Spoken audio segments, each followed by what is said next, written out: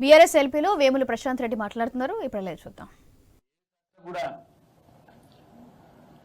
ముగించలే మేము అన్ని చర్చల్ని కూడా మధ్యలోనే సీఎం గారు రావాలి, ఏదో తప్పుడు పత్రాలు చూపెట్టాలి, చదవాలి, ఏదేదో పొలిటికల్ గా మాట్లాడాలి, సభను పక్కుదోవ పట్టించాలి, మా చర్చను మొత్తం ముగింపజేయాలి. ఆ రకంగానే వ్యవహారం చేసినాడు. టోటల్ గా ఈ సభ మొత్తం జరిగింది గత ప్రభుత్వం మీద ఏడుపు, కేసీఆర్ గారిని తిట్టుడు, మేము ఎవరైనా ప్రజా సమస్యలు లేవైతే మమ్మల్ని బెదిరించుడు, మొత్తం ఆ కౌరవ సామ్రాజ్యం తిరిగా ఆ కౌరవులందరినీ మా మీద ఉసిగొల్పి మమ్మల్ని తిట్టిపించుడు, ఇది తప్ప వాళ్ళు చేసిందేం లేదు. మొత్తం ఎంత విచిత్రం అంటే అసలు కేసీఆర్ తెలంగాణకి ఏం చేయలేదు అంటాడు ఆయన. ఫైనల్ గా కన్నుండి చూడలేని కబోది ముఖ్యమంత్రి రేవంత్ రెడ్డి గారు. ఏమీ చేయలేదన్న మాట అంటే కేసీఆర్ ఆనవాళ్లు చెరిపేసే ఒక కుట్రలో భాగంగా కేసీఆర్ తెలంగాణకి ఏం చేయలేదు, కేసీఆర్ తెలంగాణ ఉద్యమంలో ఏం చేయలేదు, ఇట్లా ఈ రకమైనటువంటి ఒక దౌర్భాగ్యమైన వాక్యాలు తప్పిస్తే ఈ అసెంబ్లీలో వాళ్ళు చేసిందేం లేదు. వాళ్ళు ఏం చేస్తారో చెప్పలేదు, ఏం చేసినామో చెప్పలేదు. మా మీద ఏడ్చుడు, కేసీఆర్ని తిట్టుడు, గత ప్రభుత్వం మీద నిందల మోపుడు, బురదల్లుడు, మమ్మల్ని బెదిరించుడు, మమ్మల్ని అవమానాలు చేసుడు, అది తప్పిస్తే ఈ సభలో జరిగిందేమి లేదు. అది మీరు చూసినారు, మొత్తం తెలంగాణ రాష్ట్ర ప్రజానికం కూడా చూసింది. ఇకపోతే ముఖ్యంగా మేము కాన్సన్ట్రేట్ చేసింది, ఎందుకంటే శాసనసభ అనేది ప్రజల యొక్క ఆకాంక్షలని ప్రభుత్వానికి శాసనసభలో తెలియజెప్పేందుకు, ఒకవేళ వారు ఇచ్చిన హామీలు నెరవేర్చకపోతే ఎందుకు నెరవేర్చలేదు అని ప్రశ్నించడానికి, ఆ హామీలు అమలయ్యే విధంగా ప్రభుత్వం మీద ఒత్తిడి తెచ్చి ప్రభుత్వంచే హామీలు అమలు చేస్తామని చెప్పి మాట తీసుకోవటానికే శాసనసభ. ఆ శాసనసభ సమావేశాలు జరగడంలో ఉద్దేశం కూడా అదే. అయితే చాలా విచిత్రంగా మొన్న పెట్టిన బడ్జెట్ లో ఏ 6 గ్యారెంటీలు, ఏ 13 హామీలు, ఏ 420 వాగ్దానాలు తెలంగాణ ప్రజలకు ఎన్నికల కంటే మొదలు చెప్పి, ఎన్నికల ముందు చెప్పి ఓట్లు వేయించుకొని వాళ్ళ అధికారానికి వచ్చినాడు రేవంత్ రెడ్డి, ఈ కాంగ్రెస్ ప్రభుత్వం. ఆ గ్యారెంటీల ఊసే లేకుండా పోయింది బడ్జెట్ లో. చాలా అన్యాయంగా ఎదురు చూస్తా ఉన్నారు పెద్ద మనుషులు, బీడీ కార్మికురాళ్ళు. నువ్వు 2000 పెన్షన్ 4000 రూపాయలు చేస్తా అన్నారు, 100 రోజుల్లోనే అమలు చేస్తామన్నారు. మీ 6 గ్యారెంటీల్ని, 13 హామీల్ని 100 రోజుల్లో అమలు చేస్తామన్నారు. ఒకటికి 4 సార్లు చెప్పినారు 100 రోజుల్లో అమలు చేస్తామని. అయ్యా 100 రోజులు అయిపోయినాయి, 200 రోజులు కూడా అయిపోయినాయి. ఇవాళ 8వ నెల జరుగుతా ఉన్నది. మీ హామీలు ఏమైనాయి, మీ 4000 రూపాయల పెన్షన్ ఏమైంది అంటే సమాధానం లేదు. బడ్జెట్ లో ఎందుకు పెట్టలేదు, మీ 4000 రూపాయలు ఇస్తామన్నారు కదా, ఎందుకు పెట్టలేదు బడ్జెట్ లో అంటే సమాధానం లేదు. ప్రతి మహిళకు 2500 రూపాయలు ఇస్తామన్నారు, దాన్ని బడ్జెట్ లో ఎందుకు పెట్టలేదు అంటే సమాధానం లేదు. ఉద్యోగికి భరోసా కార్డు ఇస్తామన్నారు, దాంతో ఫీజులు కట్టుకోవచ్చు, ల్యాప్టాప్లు కొనుక్కోవచ్చు అనే మాట చెప్పినారు.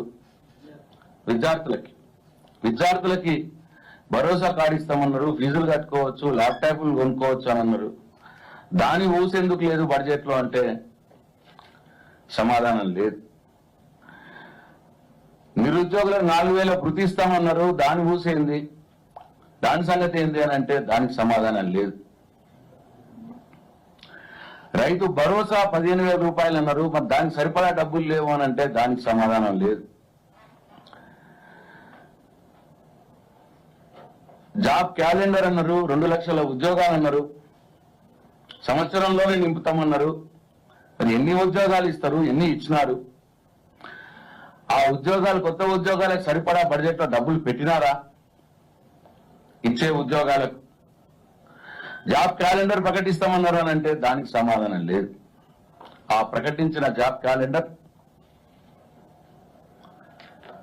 అసలు చట్టబద్ధత చేస్తామన్నారు. జాబ్ క్యాలెండర్ కు మేము అనగా మొన్న చివరి రోజు తెచ్చినారు.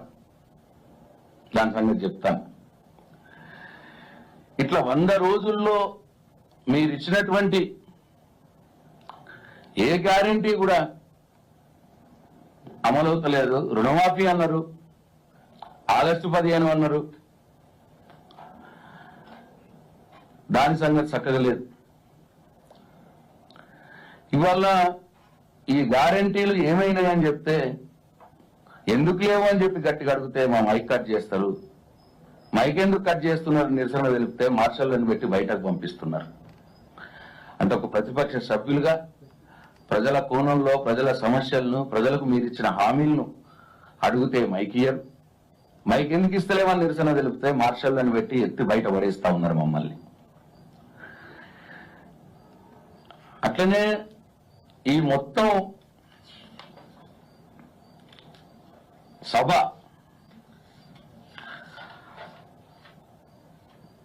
అసెంబ్లీ సాక్షిగా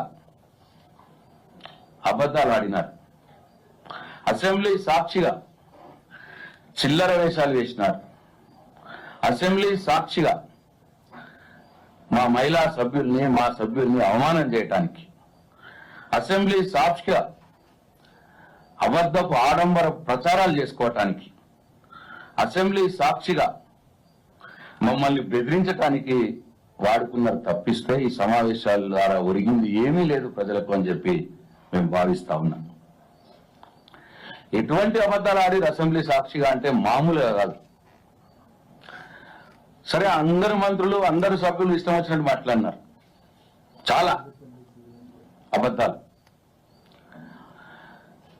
వాళ్ళు సభ్యులే కదా, మంత్రులే కదా అనుకుంటే స్వయాన ముఖ్యమంత్రి గారు, ఉప ముఖ్యమంత్రి గారు కూడా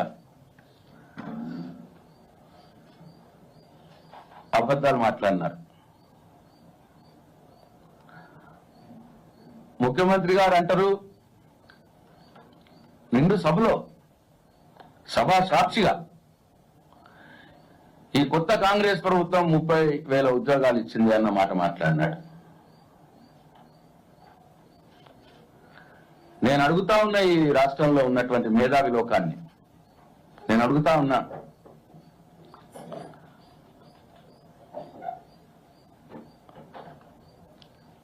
ఎక్కడైనా, ఏ దేశంలో అయినా, ఏ రాష్ట్రంలో అయినా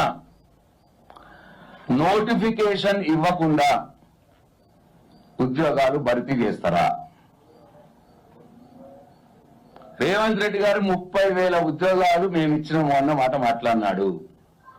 ఆ 30,000 ఉద్యోగాలకు సంబంధించి నోటిఫికేషన్ ఇచ్చినవా?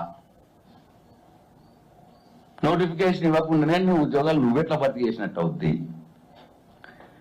అసలు ఒక నోటిఫికేషన్ ఇవ్వకుండానే 30,000 ఉద్యోగాలు మేము భర్తీ చేసినామన్న అబద్ధం. అంటే పోయిన ప్రభుత్వంలో నోటిఫికేషన్లు ఇచ్చి, రాత పరీక్ష పెట్టి,